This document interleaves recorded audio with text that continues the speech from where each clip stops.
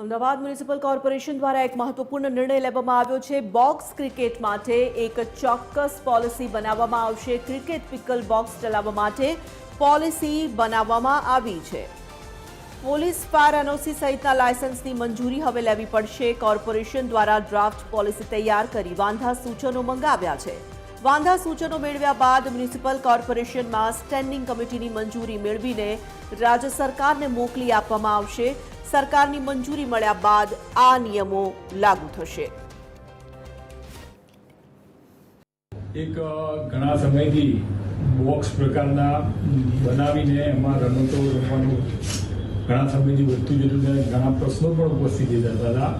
સમસ્યાઓ પણ થતી, ઘણી વખત ટ્રાફિકની સમસ્યાઓ થતી હતી, કોઈ નિયમ કાર્ય હતું નહીં અને કોઈ અકસ્માત કે એવા કોઈ કિસ્સા બને તો એ કોઈ જવાબદારી ફિક્સ થાય એના માટે થઈને એક બોક્સ બનાવીને જે રમતો રમાડવામાં આવે છે એના માટેની એક ડ્રાફ્ટ પોલિસી અત્યારે ડિક્લેર કરવામાં આવી છે।